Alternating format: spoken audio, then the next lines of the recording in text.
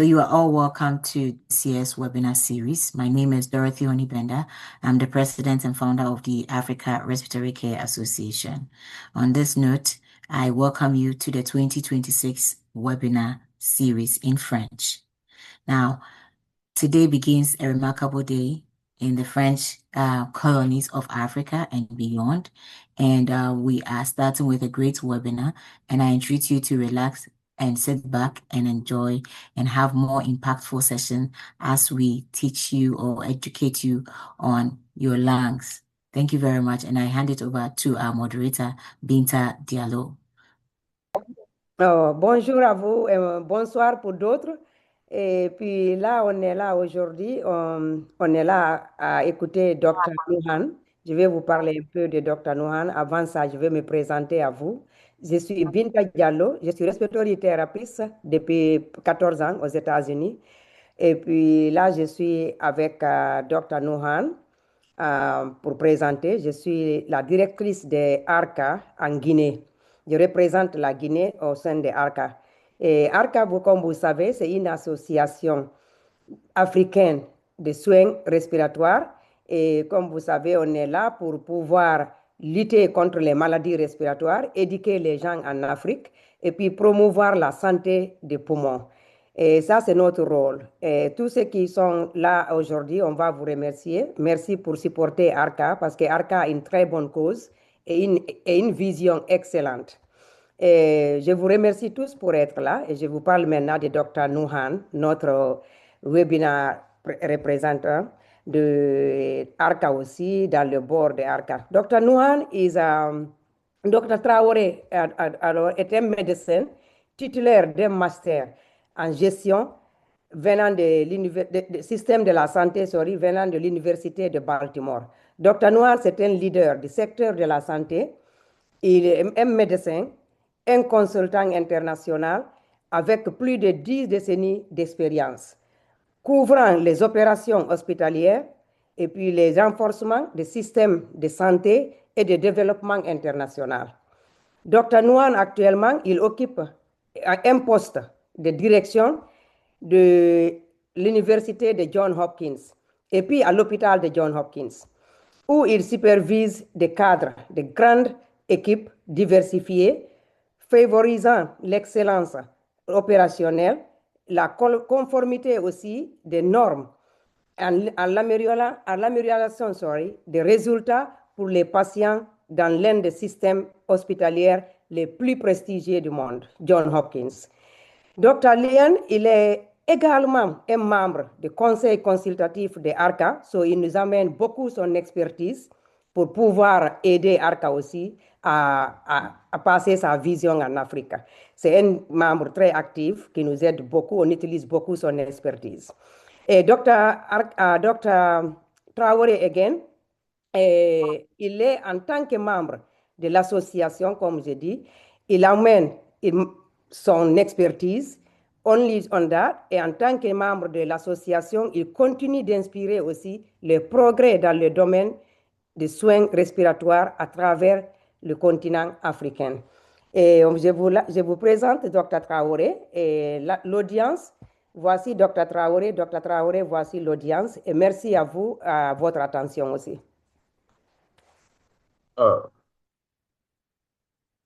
Merci bien, Madame Binta, et merci à tous les auditeurs. Bonjour, bonsoir, selon vos positions géographiques. Et comme Madame Binta m'a introduit, je suis Dr. Nouhan Traoré. Aujourd'hui, je vais vous présenter d'un sujet qui semble être banal dans nos milieux et même dans nos familles, qui est la poussière. Je veux parler de la poussière et de l'effet de la poussière sur nos poumons, qui est le système respiratoire, et aussi les stratégies de prévention d'exposition à la poussière. L'objectif de cette présentation aujourd'hui, c'est d'expliquer les effets de la poussière sur le système respiratoire. Oui. Please remove the thing on the screen. That's the thing on the side. Thank you. Okay, Please, you can start over. Thank you. Ok, donc je disais qu'aujourd'hui, je vais vous parler d'un sujet qui semble être banal dans les milieux professionnels et même dans nos familles. Si je veux parler de la poussière semble être banale, mais bien que ça a des effets très négatifs sur notre santé et aussi dans nos maisons et dans les milieux professionnels. Donc, nous avons les objectifs de cette présentation, c'est d'expliquer les effets de la poussière sur le système respiratoire et les maladies pulmonaires, d'identifier les sources et les types de courants d'exposition à la poussière dans les milieux professionnels et les milieux environnementaux. Troisièmement, décrire les stratégies efficaces de prévention d'exposition à la poussière, notamment l'utilisation d'équipements de protection individuelle. Et enfin, promouvoir la détection précoce et les soins respiratoires préventifs pour réduire le taux de morbidité. Je pense qu'avant que nous parlions de la poussière, nous devons parler d'abord du système respiratoire parce que la poussière suit et affecte une partie de notre corps, donc le système respiratoire. Le système respiratoire, les poumons sont les principaux organes du système respiratoire et nous avons les composantes et les fonctions du système respiratoire. Le système respiratoire se compose de deux principales voies. Nous avons les voies respiratoires supérieures et les voies respiratoires inférieures. Les voies respiratoires supérieures sont composées du nez, de la bouche, du sinus et du larynx. Ces voies respiratoires supérieures captent, réchauffent et humidifient l'air entrant. Et nous avons les voies respiratoires inférieures qui sont composées de la trachée, des bronches et des bronchioles. Elles assurent les échanges gazeux en fournissant de l'oxygène au sang et en éliminant le dioxyde de carbone du sang. Voici la représentation schématique du système respiratoire que je viens de vous présenter plus haut. Maintenant, qu'est-ce que c'est que la poussière? J'ai dit que je présente la poussière. Alors, mais qu'est-ce que c'est que la poussière? Alors, nous allons vous présenter la représentation physique des différents types de poussières nous sommes exposés. Nous avons les poussières professionnelles, les poussières des carrières et même nous avons les poussières domestiques. Et maintenant, nous avons les poussières environnementaux qui sont en bas ici. Maintenant, nous donnons la définition scientifique de la poussière. Les poussières sont des minuscules de particules solides, dispersées ou en suspension dans l'air. Selon les sources, les poussières sont inorganiques ou organiques. Les poussières inorganiques peuvent provenir du broyage des métaux et des matériaux, par exemple des roches et du sol.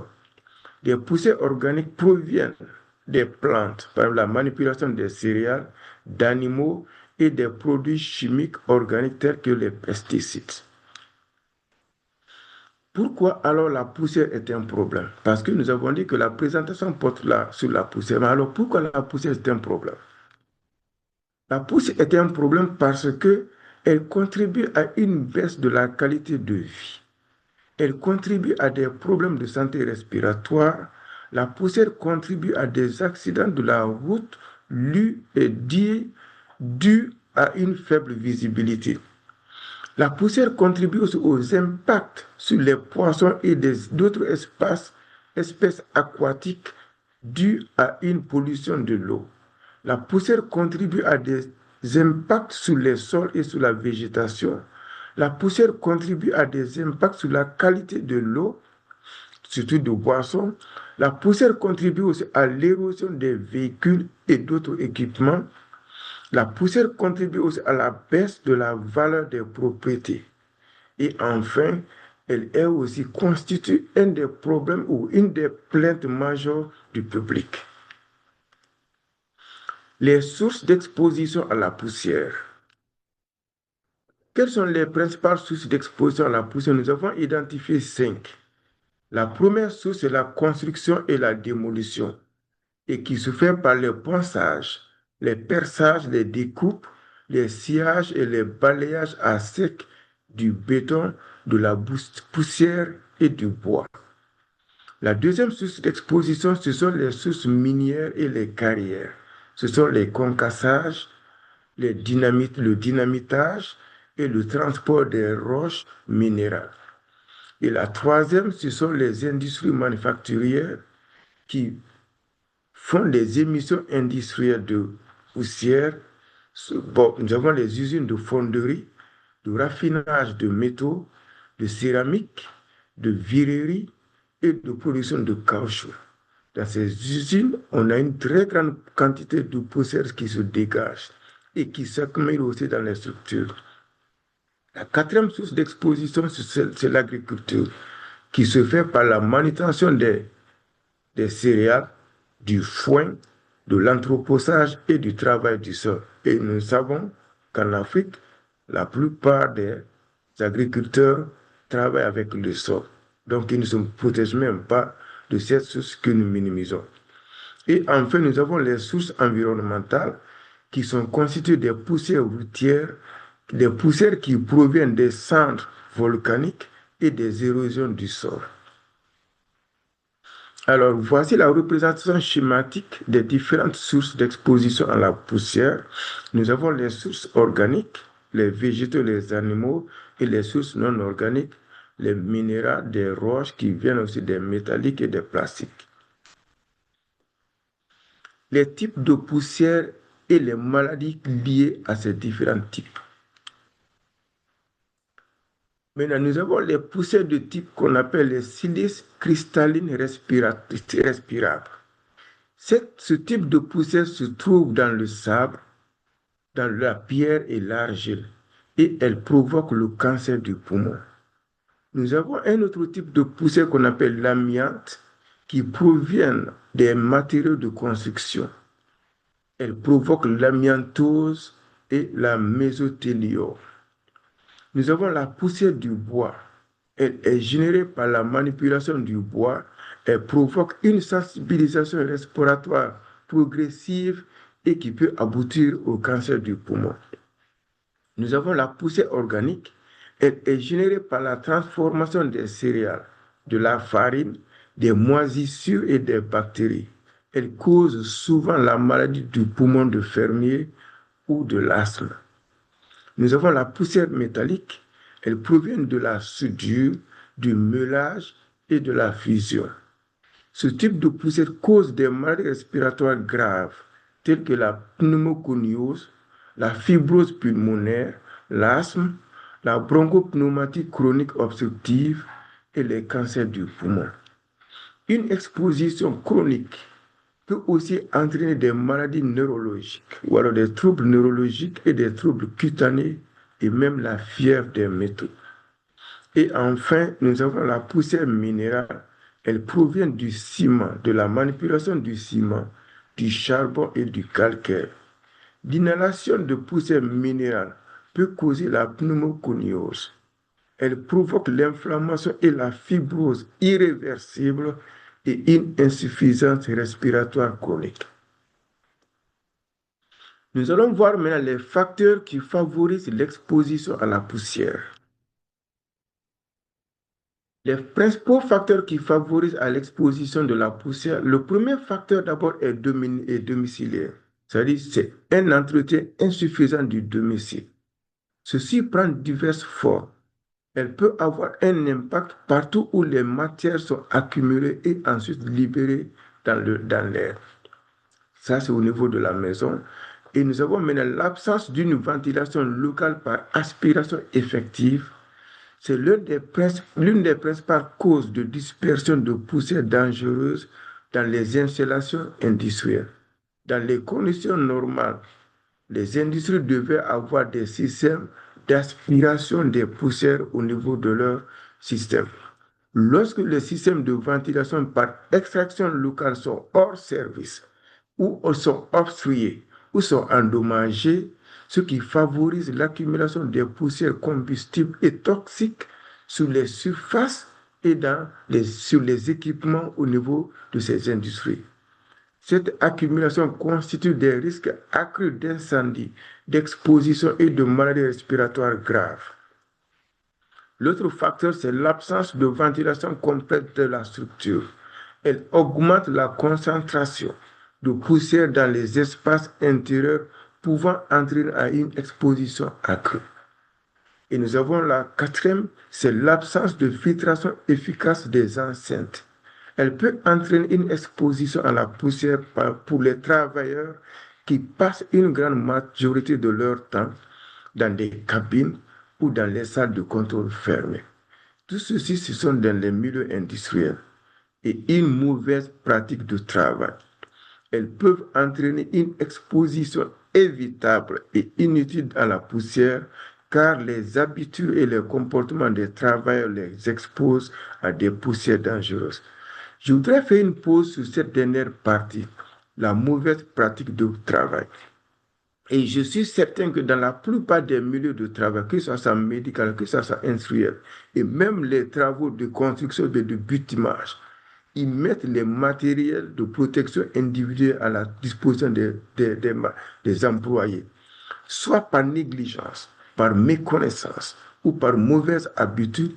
Nous négligeons, nous refusons d'utiliser ces matériels de façon adéquate, qui nous exposent à des maladies que nous pouvons éviter, que nous pouvons prévenir et qui sont inutiles et qui sont très graves pour nous et pour nos communautés ainsi que pour nos familles. Mais nous prenons le risque, je ne sais pas si c'est de façon consciente ou inconsciente, et cela se voit dans beaucoup de milieux professionnels et même médicaux. Les gens refusent d'utiliser les matériels qui sont mis à leur disposition. Et je crois que c'est le lieu pour nous de se rappeler que ces éléments ne sont pas faits pour rien.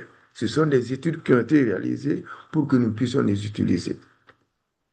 Maintenant, nous allons voir qu'est-ce qui se passe lorsque nous inhalons de la poussière. Alors, lorsque nous inhalons de la poussière, l'air, les particules de poussière qui sont suspendues dans l'air pénètrent dans les poumons par le nez. Et le nez, c'est un véritable filtre efficace qui retient les grosses particules et les élimine soit par réaction mécanique. C'est-à-dire que lorsque vous inhalez quelque chose de très lourd et que le nez peut les purifier, le nez fait une démergence et vous mouchez ou bien vous éternuez. L'éternuement que nous faisons n'est pas gratuit, c'est pour éjecter certaines particules irritantes que le nez a identifiées et qu'elle peut les sortir. Mais malheureusement, il y a de ces particules qui sont très fines que le nez ne peut pas les arrêter et ces éléments atteignent la trachée. Maintenant, quels sont les effets de la poussière sur le système respiratoire? Comme nous avions dit que le système respiratoire se composait des voies respiratoires supérieures et les voies respiratoires inférieures, nous allons voir d'abord les voies respiratoires supérieures, l'effet sur les voies respiratoires supérieures.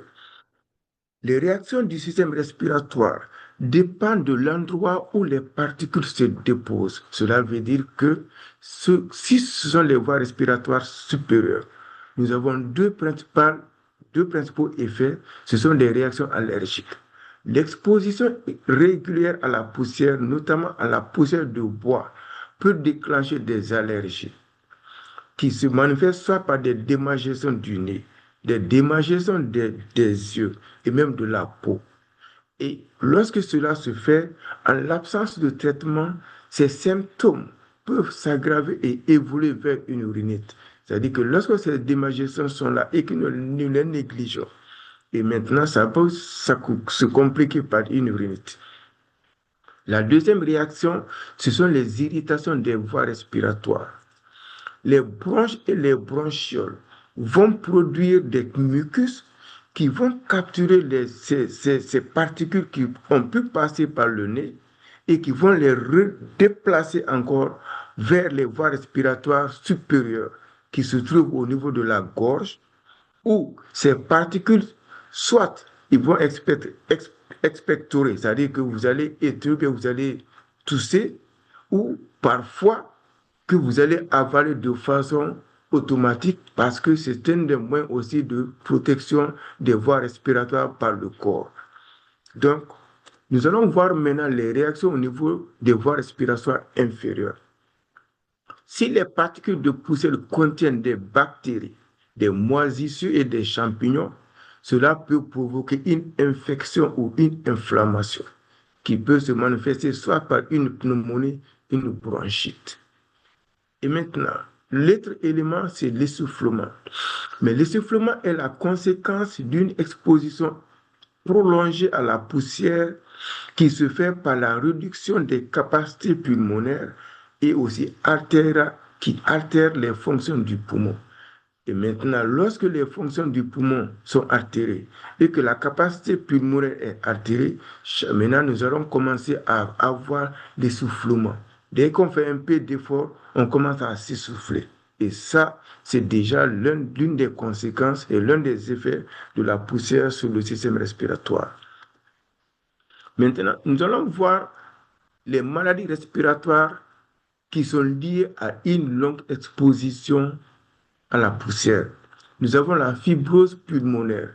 La fibrose pulmonaire découle d'un déclin de la fonction respiratoire. Nous avons la bronchite chronique qui provient aussi d'un dépôt cumulatif des collagènes et du mucus qui fait quoi? Qui va faire une altération de la structure pulmonaire. Et nous avons l'emphysème qui va détruire les alvéoles. Nous avons aussi les maladies chroniques obstructives qui vont finalement entraîner une insuffisance pulmonaire. Et la terminaison, ou alors le point final de toutes ces maladies, ça va être le décès. Voici en représentation schématique les effets de la poussière sur le système respiratoire. Quand nous prenons les bronchites chroniques, nous avons ici des alvéoles sains qui sont à gauche et nous avons l'effet qui sont avec des inflammations. Et quand nous prenons l'emphysème, nous avons la figure des alvéoles qui sont sains et nous avons les alvéoles qui sont déjà avec des ruptures des alvéoles et qui ne peuvent plus travailler correctement. Et nous prenons la fibrose pulmonaire. Encore, nous voyons en haut les alvéoles sains et en bas, nous avons la fibrose. Et la fibrose, c'est quoi? C'est parce que maintenant, les poumons vont perdre leur élasticité de capturer l'oxygène et de débarrasser le sang de dioxyde de carbone parce qu'il n'y a plus de capacité de flexibilité. Alors, puisque nous avons parlé de tous ces effets de la poussière, nous allons maintenant voir les stratégies de prévention à l'exposition à la poussière. Pour cette prévention, nous avons identifié 5 principales stratégies. La première stratégie, c'est limiter la création et la présence de particules de poussière. La deuxième, c'est réduire la vitesse de vent au niveau du sol. La troisième, c'est agglomérer. Cela veut dire c'est grouper les particules de poussière. La quatrième, c'est capturer et éliminer la poussière à la source. Et enfin, c'est l'utilisation des équipements de protection individuelle.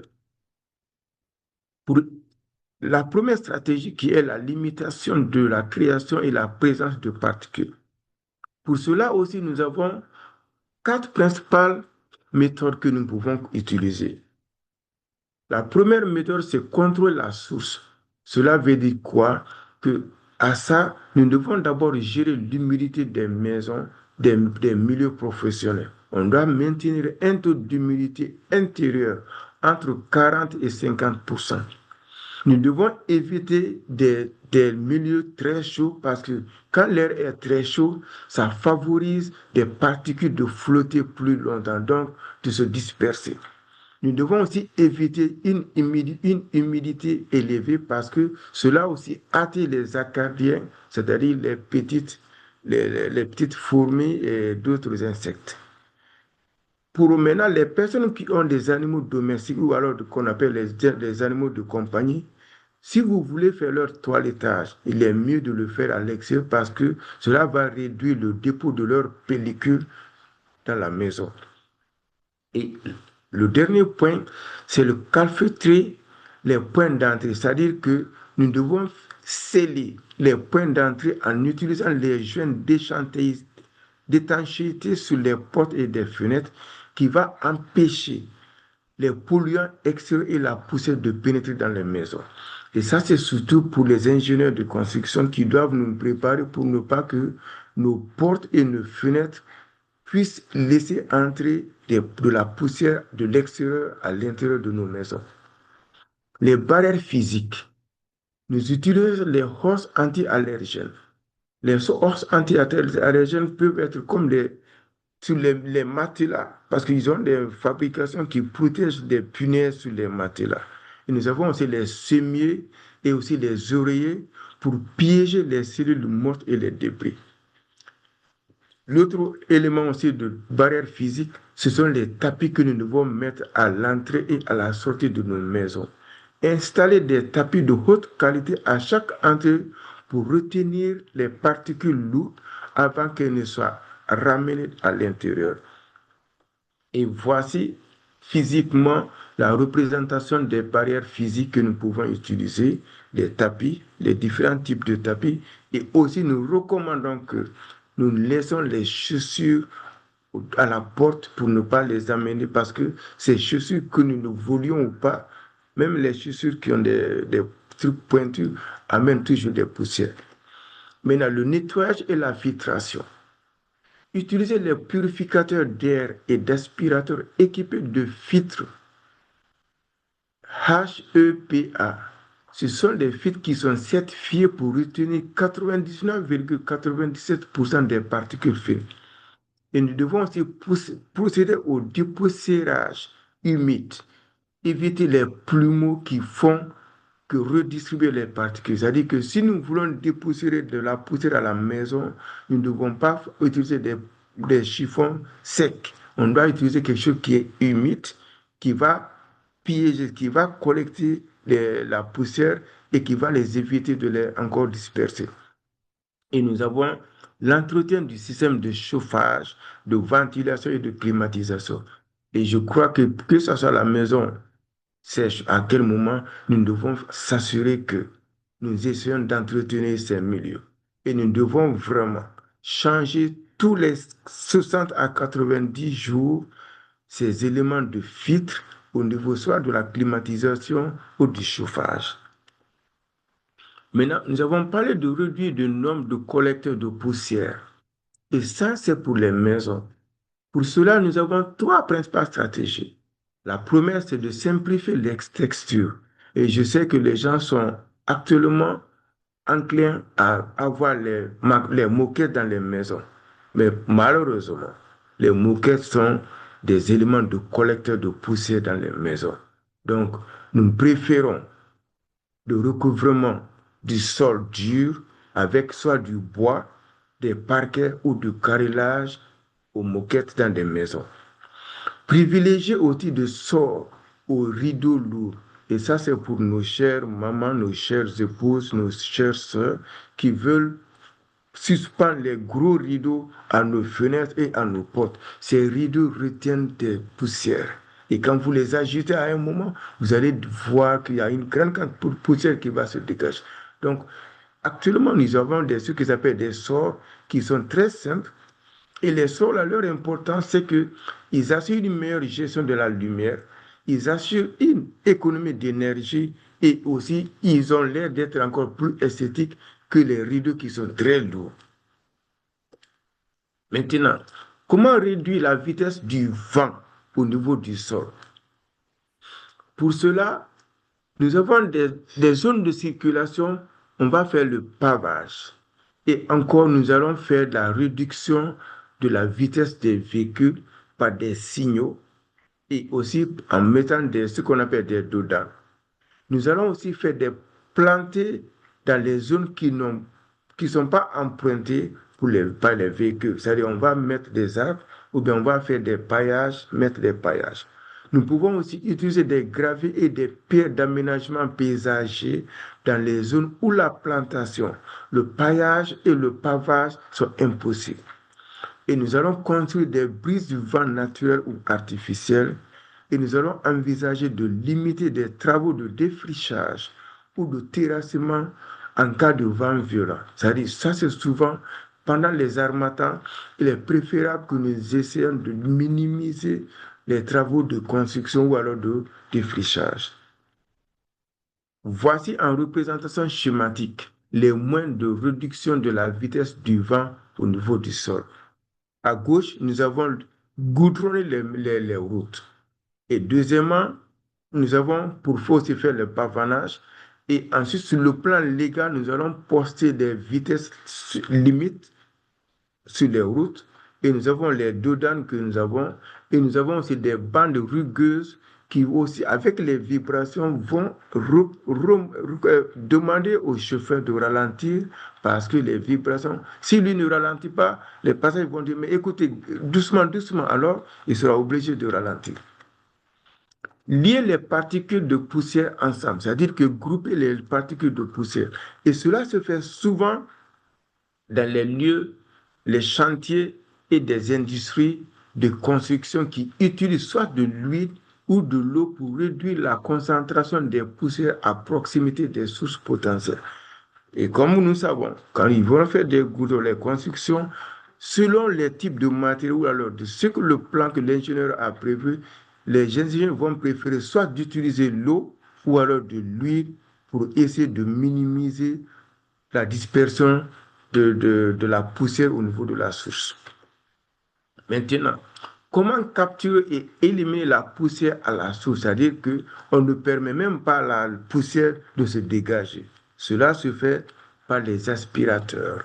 Donc, c'est ce qu'on appelle le système de dépoussiérage. Les systèmes de dépoussiérage capturent les particules de poussière et les stockent jusqu'à leur élimination ou leur réintroduction dans les produits. Donc, j'ai mis ici juste un type d'aspirateur, mais nous avons différents autres types d'aspirateurs que les gens peuvent utiliser, soit à la maison ou bien dans d'autres milieux professionnels. Maintenant, nous allons voir maintenant les équipements de protection individuelle qui sont mis à la disposition de tout le personnel selon votre corps professionnel. Ici, nous avons les différents types d'équipements. Les simples masques, et nous avons maintenant des masques avec aspiration, les masques aussi professionnels qui ont un système de recyclage même de l'air au niveau de votre visage. Et je pense que, comme je vous avais dit au début, on a parfois, en tant que professionnel, nous négligeons l'utilisation de ces éléments et on se fait exposer de façon inutile à des maladies que nous pouvons prévenir. Le dépistage des maladies liées à la poussière. Pour cela, on dit le dépistage des maladies liées à la poussière, comme la silicose, la pneumoconiose, est crucial pour les travailleurs exposés aux poussières minérales, car ces maladies sont souvent asymptomatiques à leur début. Cela veut dire que vous allez avoir une de ces maladies, mais vous ne vous en rendrez pas compte parce que vous ne vous sentez pas malade. Donc, comment on fait le dépistage? C'est que vous devez faire une consultation chez un médecin professionnel et qui va étudier votre antécédent de travail, c'est-à-dire qu'il faut savoir quelle est votre profession, dans quel milieu vous travaillez. Et sur la base de ça, il va déterminer quel sera votre risque d'exposition à une telle maladie. Donc, les symptômes courants comprennent une toux chronique, des expectorations ou un essoufflement. La prévention par la maîtrise de la poussière et le port de masques appropriés est essentiel. Encore, nous parlons du port de masques appropriés selon votre profession. Et nous avons l'autre élément aussi de dépistage, c'est soit la radiographie ou la tomodensitométrie thoracique. L'imagerie permet de rechercher des nodules ou des cicatrices, c'est-à-dire la fibrose dans les poumons. La tomodensitométrie offre un niveau en détail plus élevé pour une détection précoce. Nous avons la spirométrie aussi qui permet de tester la fonction pulmonaire, qui mesure la capacité des poumons à faire entrer et sortir l'air afin de détecter une altération précoce. Et enfin, nous avons l'examen physique. Tout cela doit se faire par un professionnel. Ce n'est pas n'importe qui pouvait faire tout ça. Et je crois que c'est important que dans chaque milieu industriel, qu'ils aient un professionnel qui puisse supporter et accompagner les travailleurs. Chers frères et sœurs, chers auditeurs, c'est ça la première partie de notre présentation. Et maintenant, nous allons parler de notre association qui est l'Association africaine des soins respiratoires qu'on appelle ARCA. La principale mission de ARCA ici, c'est réduire le fardeau des maladies respiratoires en Afrique en renforçant les effectifs de santé respiratoire, en offrant des opportunités de développement professionnel et en promouvant des solutions innovantes pour améliorer les soins respiratoires. La vision de ARCA, l'Association africaine des soins respiratoires, c'est pour d'unir des inhalothérapeutes à travers le continent africain, d'accueillir les membres extérieurs afin de promouvoir l'excellence en matière d'inhalothérapie, des soins, de pratique et de formation.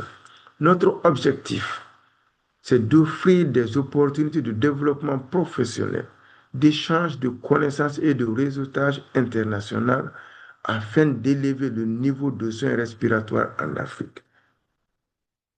Chers participants, nous utilisons aussi les réseaux sociaux sur lesquels vous pouvez nous suivre et aussi pour être membre de ARCA, c'est aussi très simple.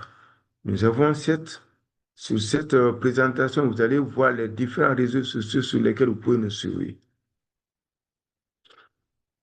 Nos appels à nos décideurs politiques, nos décideurs politiques, médicaux et aussi éducationnels. Nous voudrions que la thérapie respiratoire soit reconnue comme une profession. Soutenir l'accréditation des programmes de thérapie respiratoire. Intégrer les inhalothérapeutes au système d'éducation et de santé et financer la formation et la recherche dans le système respiratoire. Et nous appelons aussi les responsables gouvernementaux des ministères de la Santé et de l'Éducation de collaborer avec ARCA, d'investir dans l'équipement et le renforcement des capacités, soutenir les campagnes de sensibilisation du public et d'adopter des politiques régionales dans le domaine de ARCA. Chers participants, voici que nous sommes arrivés au terme de ma présentation et je suis disponible pour vos questions et clarifications. Merci pour votre attention et merci beaucoup.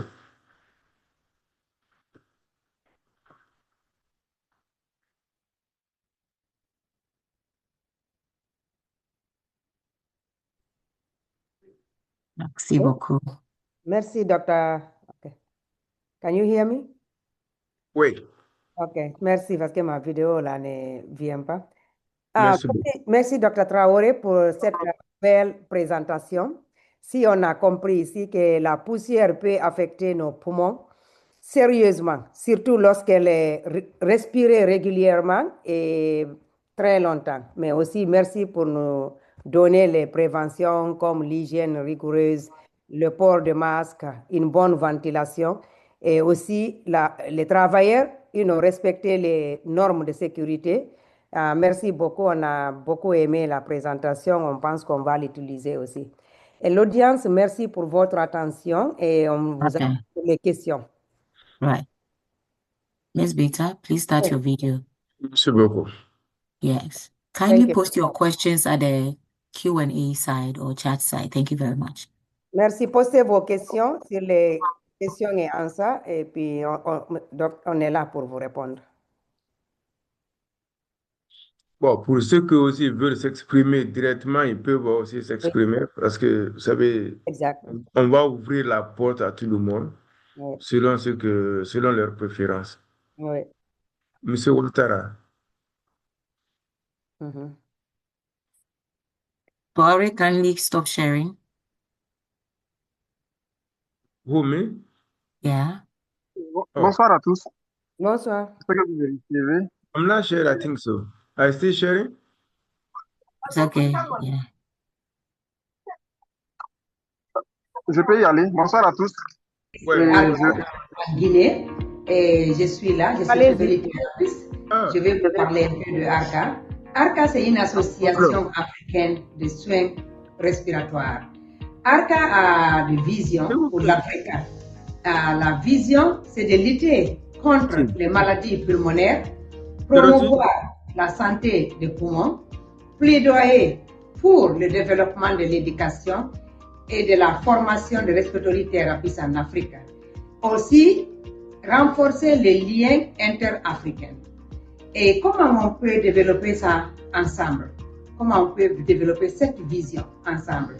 Il faut absolument que les leaders africains et le peuple africain travaillent ensemble et pour qu'ils se reconnaissent sur cette vision, dans cette vision de ARCA, pour qu'ils travaillent avec nous, le ministère de Santé, le ministère de l'Éducation, travaillent ensemble pour qu'on forme les respiratory thérapeutes, non seulement les former, mais aussi éduquer la population pour qu'on puisse avoir une génération qui a une bonne santé de poumons et une bonne respiration.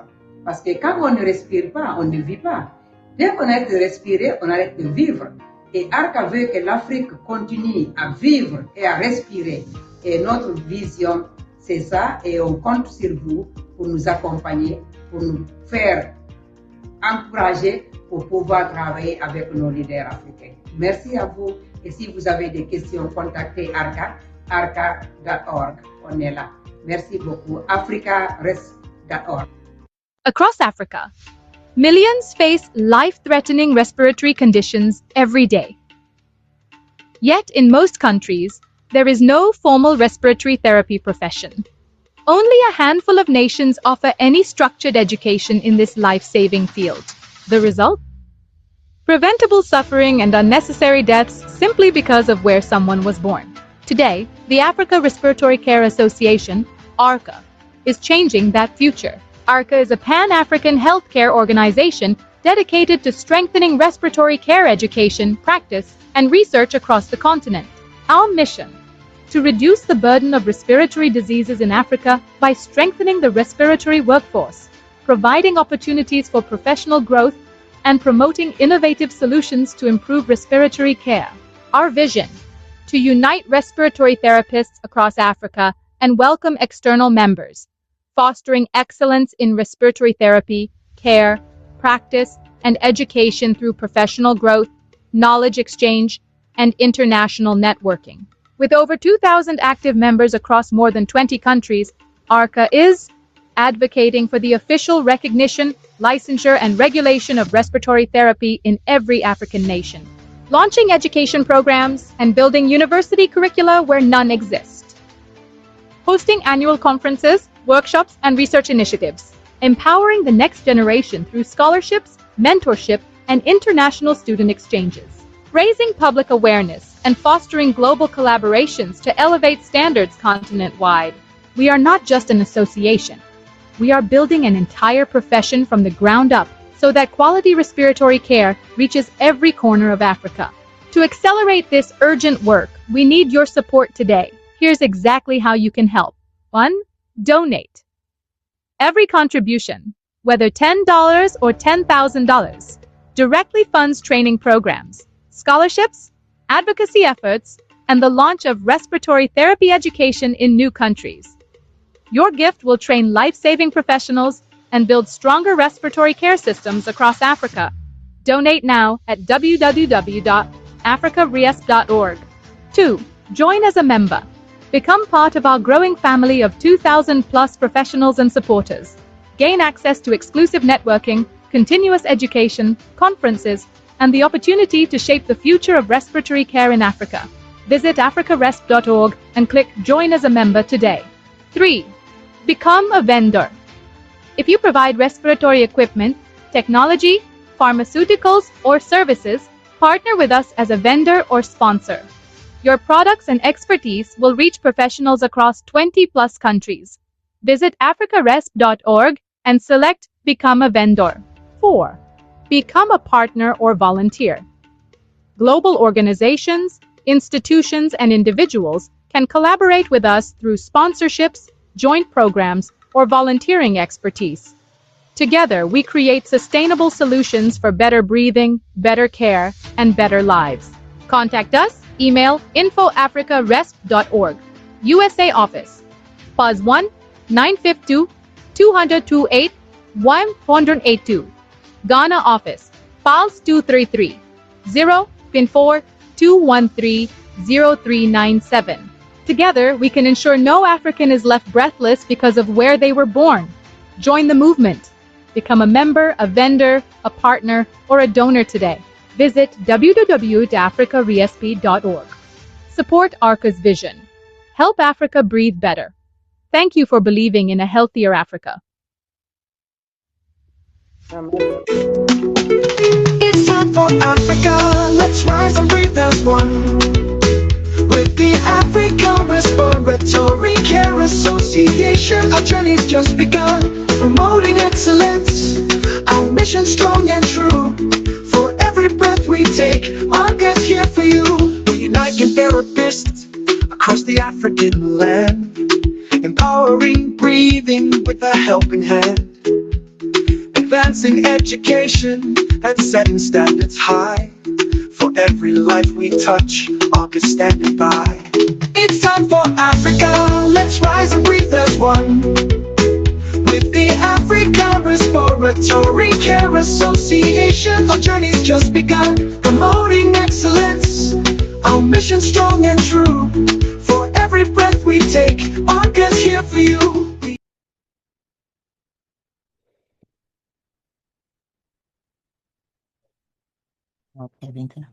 Ok, merci l'audience, merci pour votre attention. Là, on revient aux questions et answers.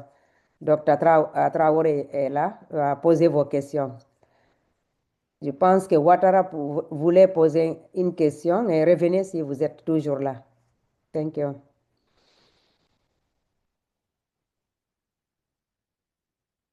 Oui, je suis là. Je Ok. sais pas si je peux y aller. Oui, vous pouvez maintenant. Merci. D'accord. Et merci à ACAS pour l'initiative et je tiens également à remercier Dr. Traoré pour la brillante présentation. Voilà, c'était vraiment enrichissant. J'ai beaucoup appris au travers de sa présentation.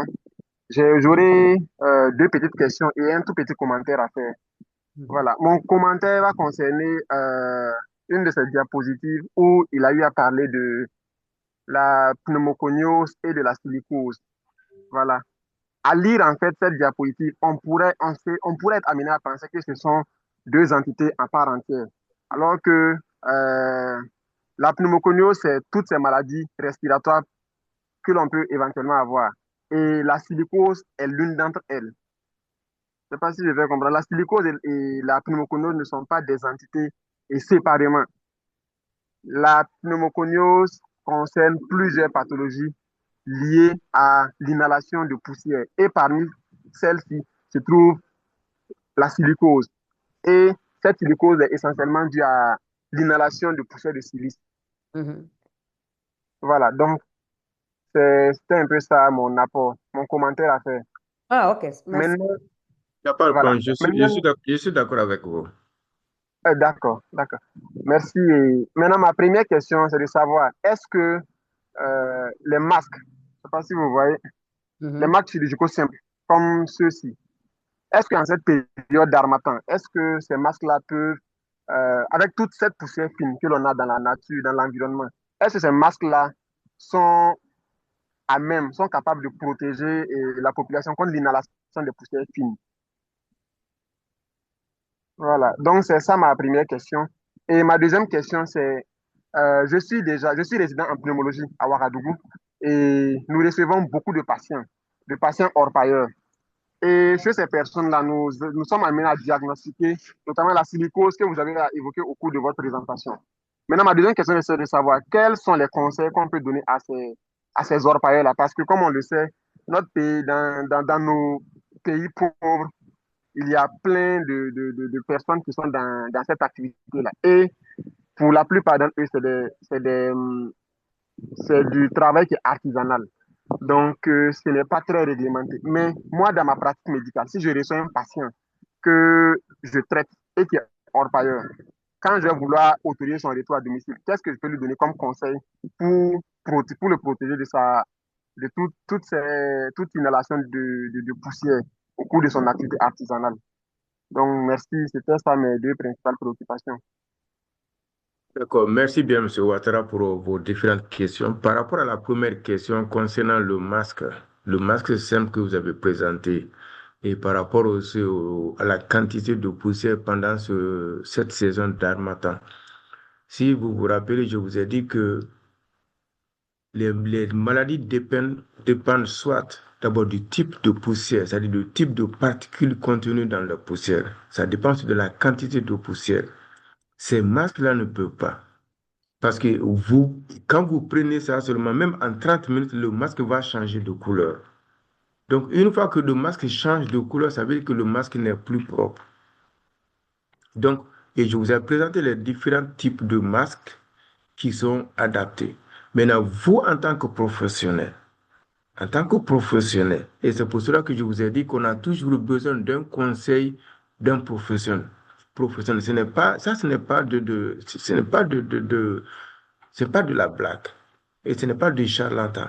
Il faut que ça soit vraiment professionnel et que le professionnel sache quel type de masque correspond à cette période de saison et qu'on mette ça à la disposition du public. Je vous ai dit que les masques, il y a des masques qui sont appropriés. Il y a des masques qui peuvent, si vous voulez, je peux donner il y a des masques qui peuvent emmagasiner une grande quantité de poussière. Cela évite, même que ça n'arrive pas à vos nez, mais comme je vous ai montré, je peux vous montrer ça encore.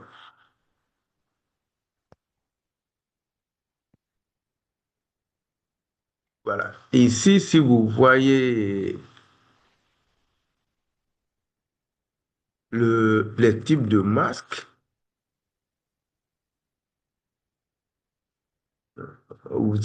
vous voyez les types de masques que je vous avais présentés. Voilà, nous avons des masques qui sont professionnels. Et ces masques-là sont des trucs qui ne peuvent pas laisser les choses. Parce que c'est déjà fait selon le type de saison, selon le type de particules. Parce que les gens ont pu identifier les particules qui sont déjà dans la poussière et qui sont dans l'air. Donc, cela permet d'emmagasiner et d'éviter.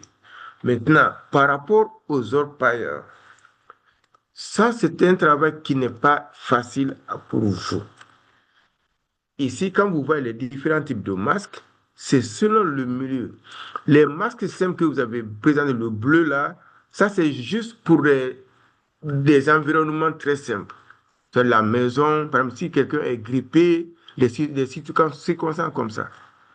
Mais comme si vous vous rappelez pendant les Covid, ce n'étaient pas les masques là qu'on recommandait aux gens. Ils avaient des masques qu'ils avaient fabriqués qu'on appelle les I94, I94, qui avaient aussi une caractéristique qui est différente de celle-ci, de ce type de masque.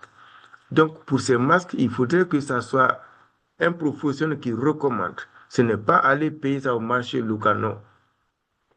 Maintenant, pour les orpailleurs, ça, c'est un problème qui est complexe. Parce que d'abord, les orpailleurs sont exposés à différents types de poussière. Les orpailleurs utilisent du mercure. Ils utilisent du mercure sans protection. Parfois, ils mettent même leurs mains dans le mercure. Et le mercure dégage déjà des poussières sans que nous le sachions. Ils inhalent ça encore avec le nez. Sans compter même encore quand ils vont dans les mines. Ça, c'est une autre poussière que vous ne pouvez pas contrôler. Parce qu'ils ils font des concasseurs avec les mains, les pioches et des marteaux. Donc, ces poussières encore, ce conseil pour ça, il y a deux stratégies. Il faut quelque chose de public, c'est-à-dire que ce n'est pas pour un seul individu, mais là, pour ce qui concerne l'individu, c'est demander, mais c'est parce que quand tu vas lui dire ça aujourd'hui, il va quitter, il faut le laisser, que lui il croit que moi je vais aller faire ceci, quoi. Tu lui donnes, même si vous lui donnez les masques, il va l'utiliser seulement pour un moment, parce qu'il va dire que ça va le gêner. Et c'est ça le problème. Il va dire que ça va le gêner. Mais le problème, il faudrait lui expliquer entre sa santé et ce qu'il veut chercher. Il veut chercher l'argent pour mourir, ou il veut chercher l'argent pour profiter de son argent. Alors, s'il veut chercher l'argent pour profiter de son argent et ne pas laisser l'argent dans les mains de n'importe qui, voici, et déjà, vous lui montrez la différence entre, avant qu'il ne soit dans le champ, comment on appelle dans les mines, comment il était sa respiration, et comment il était. Lui, il va vous expliquer comment il était. Maintenant, vous lui montrez maintenant que, puisque vous êtes là-bas pour telle personne, telle période de moment, et vous avez constaté ça. Alors, si vous continuez à négliger ce que je vous ai dit, voici les conséquences. Parfois, nos parents, dites-leur la vérité. La mort, c'est ce qui les effraie. Parce que si vous leur dites, ah, ça va faire ceci, ils ne vont pas comprendre. Il faut dire carrément leur dire que la vérité, ils vont mourir. Et quand ils meurent, c'est eux qui savent. Si tout l'argent qu'ils ont gagné, c'est pour laisser dans les mains de qui, de n'importe qui, ça, c'est son choix. Mais dites-leur la vérité et dites-leur les effets surtout de ce qu'ils sont en train de s'exposer en termes de poussière. Et si maintenant, à votre tour, maintenant, vous allez coordonner ça avec votre équipe pour faire une campagne de sensibilisation, d'éducation, qui ne se fait pas seulement par vous. Il faudrait aussi que les structures locales, c'est-à-dire que les autorités communales, les autorités ministérielles, tout le monde accepte, et aussi parce que les mines aussi, ils ont ce qu'ils appellent là-bas, ils ont aussi une autre association, bien des gens qui gouvernent là-bas aussi. C'est de conjuguer avec tous ces gens-là et pour que vous coordonnez ensemble, faire une éducation. Ça prend du temps, ce n'est pas pour un jour. Donc, c'est ce que je peux donner par rapport aux différents conseils et par rapport à vos questions. Madame Binta, si d'autres personnes ont des amendements, vous pouvez le faire. Merci beaucoup. Merci beaucoup. Merci, comme Dr. Traoré a dit, les travailleurs aussi, il faut aussi respecter les normes de sécurité, comme il a dit. En tant que respecteur de thérapie, c'est utiliser les N95 et puis éviter, il y a beaucoup de prévention. Donc, en tant que pulmonologiste résident, c'est les conseils que vous pouvez leur donner. Et s'il y a quelqu'un aussi qui a une autre question, pardon, on est là. On vous attend. Mais sinon, il y a quelqu'un qui a demandé Lise Frances. Lise Frances. Allez-y. Bonsoir à tous. Bonsoir à tous. Je me nomme Lise Frances. Pour le moment, je suis directrice pays de ARCA Burkina. Je remercie ARCA pour ces webinaires francophones et je remercie aussi Dr Nouhan Traoré pour sa brillante présentation sur l'impact de la poussière, notamment sur la santé respiratoire. Je voulais aussi entrer dans le même point de vue que Anissé, surtout sur l'intervention de l'origine de la poussière. Le docteur a mentionné différentes sources, je dirais effectivement, de poussière.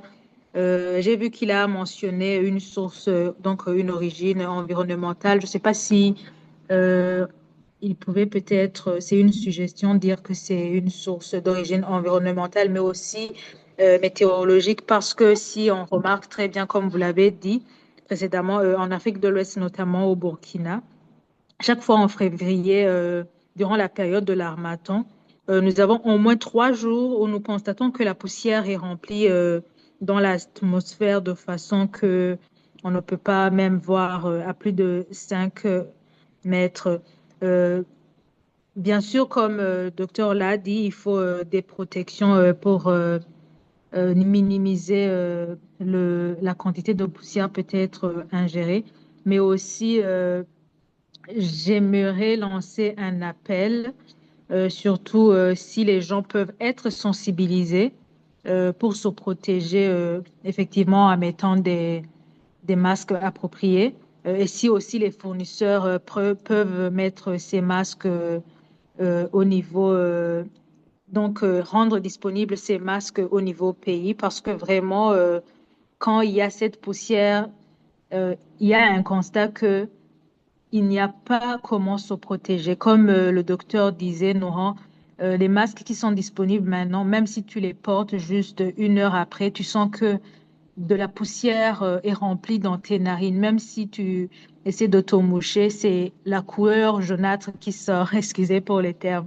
Du coup, si vraiment peut-être les autorités de nos pays, surtout des pays où l'harmattan est vraiment forte, où on rencontre ces nuages de poussière dans le ciel, on peut avoir vraiment des fournisseurs qui mettent à notre niveau, je dirais, des équipements pour notre protection qui sont vraiment appropriés. Merci. Merci beaucoup. Merci. Ok, si vous avez des questions encore, pardon, posez vos questions et puis d'accord, on n'a pas beaucoup de temps maintenant qui nous reste. Merci. Bonsoir, bonjour. Bonjour. Je réponds au nom de Peter Wembodinga. Je suis représentant directeur de ARCA pour la République démocratique du Congo. Merci. Je voudrais d'abord remercier le docteur Traoré pour son temps et pour la présentation et tous ceux qui nous suivent ce soir et aujourd'hui.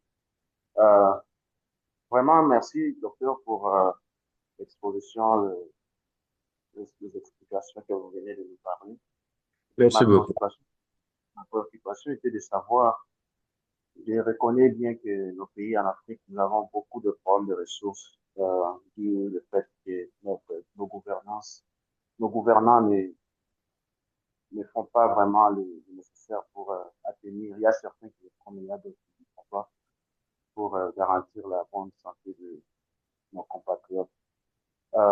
Pour une situation par exemple, dans cette partie de notre continent, ou par exemple dans le partie où il y a trop de désert, où il y a des poussières, quels sont les mécanismes que peut-être les individus peuvent mettre ou bien peuvent faire pour faciliter ou bien aider nos concitoyens dans cette partie du continent, parce que parfois, comme nos gouvernants n'ont pas vraiment la volonté ou bien ne sont pas capables de subvenir à nos besoins. Peut-être il y a une diaspora ou il y a des services ou il y a des organisations non gouvernementales. Qu'est-ce que les gens, les autres personnes ou bien les individus peuvent faire pour satisfaire un peu nos concitoyens qui cherchent. Excusez-moi, je ne sais pas si c'est moi, mais la voix est très basse. Est-ce que vous pouvez un peu élever la voix pour que nous comprenions un peu, s'il vous plaît? Merci. Je voulais vraiment savoir qu'est-ce que les individus, par exemple, les personnes non gouvernementales ou bien les ONG peuvent faire dans ces parties de notre continent pour assister ces gens qui ont besoin peut-être de l'aide pour ne pas être tant exposés de la poussière, ou bien s'il y a déjà quelques services ou bien quelques activités qui se font pour réunir peut-être les moyens, réunir peut-être les accessoires ou bien des trucs qui peuvent aider à assister les populations dans cette partie de notre continent. Et ça, c'est ma première question. Et ma deuxième question était de savoir, est-ce qu'il est possible de diagnostiquer les gens, les malades qui souffrent de cette exposition de poussière sans être examinés peut-être par une radio ou bien par une tomographie, un scanner tomographique? Est-ce qu'il y a une façon, parce que je reconnais qu'il y a dans certains coins de nos villages, il n'y a pas d'électricité, il n'y a pas de soins de santé accessibles pour faciliter ce genre de traitement. Pour cela, ma première question était de savoir qu'est-ce que les individus peuvent faire, par exemple, pour assister ces gens, à part l'aide du gouvernement. Merci beaucoup, Dr. Traoré. Oui, merci beaucoup. Merci, Peter. Merci pour vos différentes questions. Moi, je ne vais pas blâmer nos gouvernements que nos gouvernements ne prennent pas l'initiative de protéger nos populations contre la poussière. Plutôt, je pense personnellement qu'il y a un manque de coordination. Entre les professionnels de santé. 2, entre les leaders et les politiques. J'explique. Vous savez, pour que les gouvernements ont beaucoup de choses à faire. Ils ont beaucoup de choses. Nous qui parlons comme ça, nous sommes de la population basse. Nous pensons qu'ils ne font pas attention. Mais chacun de nous, quand vous serez à leur niveau, mais vous allez oublier la poussière. il faudrait que quelqu'un qui vienne montrer à l'intention des gouvernements ce que nous pensons être banal, comme je vous ai dit au début de la présentation. Voici cet élément banal que chacun de nous respire en longueur de journée. Et voici combien de personnes ont été exposées et combien de personnes sont tombées malades et qu'on peut éviter. Et je crois que ça demande des recherches et du partage d'informations des professionnels pour faire un plaidoyer auprès des autorités gouvernementales, des politiques et du système d'éducation, comme maintenant. Pour vous, pour la question comment nous les gens, le diaspora et d'autres organisations peuvent intervenir, voici l'une des actions de ARCA. ARCA est en train maintenant d'éveiller la conscience, d'aider la population et les gouvernements à une prise de conscience de cet élément qui est notre système respiratoire. Parce que quand on parle de santé, chaque fois que chacun de nous parlons de santé, mais nous oublions l'air que nous respirons là. La première santé de l'homme, pour que vous mangez, il faudrait que vous respiriez de l'air. Pour que vous dormez, il faut que vous respiriez de l'air. Pour que vous tiriez des karachnikovs, vous luttez quoi que ce soit, il faut que vous respiriez de l'air. Mais l'élément qui ne vous permet pas de respirer cet air, mais ça c'est l'élément le plus essentiel. Alors voici ce que ARCA est en train de faire pour faire une reprise de conscience. D'abord parce que nous avons constaté que même le professionnel médical même n'est même pas conscient de la situation, du danger de la situation. Donc voici une intervention, un apport que la diaspora, parce que la majorité de la composition de la diaspora, nous sommes presque des diasporas. La plupart de nous, sauf, en tout cas les principaux initiateurs, vivent à l'extérieur. Donc voici, mon frère Peter, la contribution de ARCA pour éveiller cette conscience, d'abord au niveau de vous qui sont locaux, qui sont professionnels, que maintenant vous parlez avec vous, parce que même vous aujourd'hui, même par exemple le monsieur Ouattara qui est un interne, aujourd'hui quand lui va rencontrer son professeur agrégé pour lui parler de la poussière, mais le professeur agrégé ne pense même pas à la poussière à l'heure là. Lui, il parle des cancers, des recherches, d'autres choses qui sont très élevées. Alors que nous avons la cause de notre principale maladie est sous nos pieds, qu'on n'a pas besoin d'aller dans le ciel. Mais il faudrait que des jeunes comme les Ouattara maintenant essaient d'éveiller la conscience de nos professeurs, de nos encadreurs, de nos éducateurs sur l'effet de ces éléments. Donc maintenant, vous savez, il faudrait que nous refusions. Je m'excuse, je ne vais pas politiser, mais je préfère parler de quelqu'un. Je préfère que l'Afrique menace prenne nos destins en main. Je suis fatigué que nous essayons de compter sur les gens. Il faut que nous arrêtions ça. Les ONG, la privée. Alors, maintenant, nous vous informons. Je voudrais que vous, à votre niveau, M. Peter, et formez un petit groupe de vos camarades. Essayez d'analyser ma présentation et essayez à vous-même, à votre niveau, de faire vos propres recherches. Et trouvez maintenant un moyen comment vous pouvez faire un petit, même si vous approchez, même si c'est un seul professeur, ou alors un seul ministre, quelqu'un d'autre, et vous l'éduquez et que la personne là soit dans votre camp, vous allez voir que les choses vont commencer. C'est comme ça qu'on peut faire. Mais vraiment, compter sur l'extérieur, ce n'est pas la solution à nos problèmes. Par rapport à votre question, la deuxième question pour le diagnostic, c'est vrai que nous avons la plupart de nos populations dans les milieux ruraux. C'est vrai que nous ne pouvons pas, il n'y a aucun moyen de diagnostiquer des maladies. Mais quand même, comme on le dit que les yeux ne portent pas de poids, mais ils connaissent les objets lourds. Vous savez dans les conditions dans lesquelles cette personne travaille. Alors, et vous, en tant que professionnel, vous savez que continuer à travailler dans les mêmes conditions, dans les mêmes poussières, la personne va être exposée à quelque chose. Vous lui parlez. Ce n'est pas que vous allez diagnostiquer une maladie, non. Mais vous lui montrez le risque d'exposition à la poussière. Il est impossible, en tant que médecin, on ne diagnostique pas comme ça en voyant quelqu'un. Non, il faudrait que vous ayez des éléments de preuve scientifique pour poser un diagnostic. On dit un diagnostic, ce n'est pas juste une allusion. Je ne fais pas d'allusion. Parce que dire à quelqu'un, c'est une allusion. Non. il faudrait que vous fondiez sur des éléments scientifiques, mais qui ne se font pas seulement en regardant la personne à l'œil nu. Ok. Donc, ça, c'est ce que je peux vous proposer. Et Madame Binta, il y a d'autres personnes qui veulent aussi ajouter quelque chose. Ok, merci beaucoup. Ce que je voulais dire, Mr. Peter, vous pouvez vous pouvez éduquer la communauté, commencer par les communautés, la santé publique commence par là. Allez éduquer la communauté, comme Dr. Traoré a dit, et faire un groupe, aller maybe quartier à quartier ou usine à usine, les gens qui font dans les routes. C'est comme ça qu'on éduque. Nous tous, on est censé d'éduquer les gens. Et puis, merci beaucoup pour votre question. Et puis, on va prendre une dernière question, comme on n'a pas beaucoup de temps maintenant. Et la personne qui était là, pardon, a demandé votre question. Et il faut résumer, si on pouvait, les réponses et puis les questions pour qu'on puisse, finir ça au moins avant que l'heure, termine. Mais sinon, on a quelques minutes maintenant. Yeah. Pareil. Yeah.